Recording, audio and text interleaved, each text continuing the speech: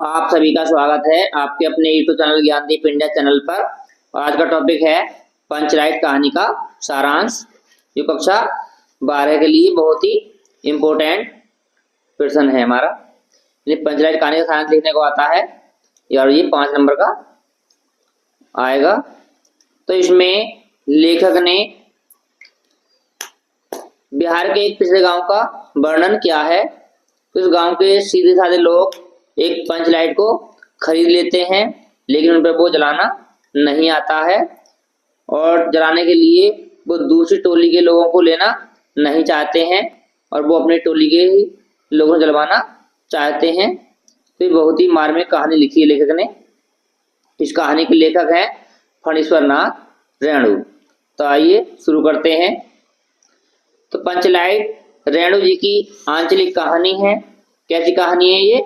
आंचलिक कहानी में बिहार के एक पिछड़े गांव के परिवेश का सुंदर चित्रण प्रस्तुत किया है। ठीक है, लेखक ने बिहार के एक पिछड़े गांव का परिवेश का सुंदर चित्रण प्रस्तुत किया है।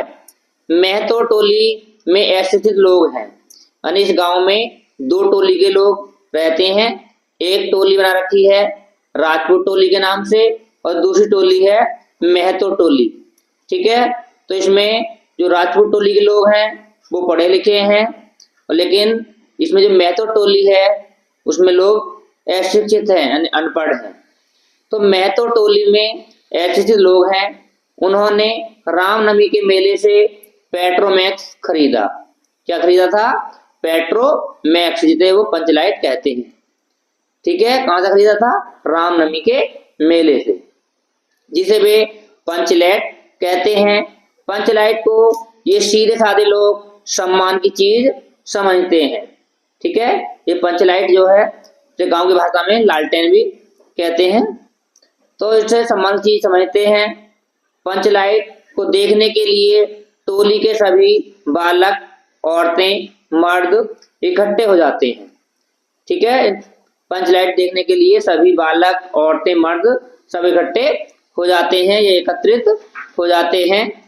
सरदार अपनी पत्नी को आदेश देता है कि शुभ कार्य को करने से पहले वे पूजा पाठ का प्रबंध कर ले। सभी उत्साहित हैं, परंतु समस्या उठती है कि पंचलाइट जलाएगा कौन? सीधे साधे लोग पेट्रोमैक्स को जलाना भी नहीं जानते। इस टोली में गोधन नाम का एक युवक है। ठीक है, गोधन नाम का एक युवक है। वह गांव की मुनरी से प्रेम करता है। गांव की एक लड़की का नाम है मुनरी, जिससे वह प्रेम करता है। तो मुनरी की मां ने पंचों से गोधन की शिकायत की थी। क्या शिकायत की थी? कि वह उसके घर के सामने से सिनेमा का गाना गाकर निकलता है, यानी जब भी वो उसके घर के सामने से होकर गुजरता था तो वो सिनेमा का गाना गाता हुआ निकलता था। इस कारण उसने, मुनरी की मां ने शिकायत की थी पंचों से। इस कारण पंचों ने उसे जाति से निकाल रखा है। मुनरी को पता है कि गोधन पंचलाइट जला सकता है। वह चतुराई से यह बात पंचों तक पहुंचा देती है। ठीक है, मुनरी को पता है कि गोधन पंचलाइट जला सकता है। वह बहुत ही चतुराई के साथ यह बात पंचों तक पहुंचा देती है। पंच गोधन को पुनः जाति में ले लेते हैं। वह पंचलाइट को जला देता है। गोधन पंचलाइट को जला देता है। मुनरी की मां गुलरी काकी प्रसन्न होकर गोधन को शाम के भोजन का निमंत्रण देती है। ठीक है, मुनरी की जो मां है उसका नाम है गुलरी काकी। तो वह खुश होकर गोधन को शाम के भोजन का निमंत्रण देती है। पंच भी अति उत्साहित होकर गोधन से कह देते हैं। क्या कह देते हैं? कि तुम्हारा साथ खून माप खूब गाओ सलीमा का गाना। यानी जो वो गाना गाता था उसकी तो छूट मिल जाती है कि आप उस गाने को खूब गाओ।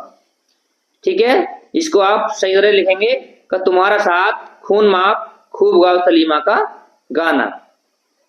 पंचलाइट की रोशनी में लोग भजन कीर्तन करते हैं तथा उत्सव मनाते हैं। जब पंचलाइट जल जाती है तो उसकी रोशनी में या उसके उजाले में भजन कीर्तन करते हैं और उत्सव मनाते हैं। कहानी का कथानक सजीव है, सीधे साधे अनपढ़ लोगों की संवेदनाओं को बाणी देने में रेणु जी समर्थ रहे हैं। तो इसे देखना है पंचलाइट कहानी का सारांश। तो ये आपको 5 नंबर में आएगा और ये हर बार ही आता है। तो इस तरह से लिखेंगे आप पंचलाइट कहानी का सारांश। तो आपको ये कहानी कैसी लगी हमें कमेंट करके जरूर बताएं। अगर कहानी अच्छी लगी हो तो हमारी वीडियो को लाइक करें और अपने दोस्तों के साथ शेयर करें और फिर मिलते हैं अगले वीडियो में। तब तक के लिए सभी दोस्तों को नमस्कार।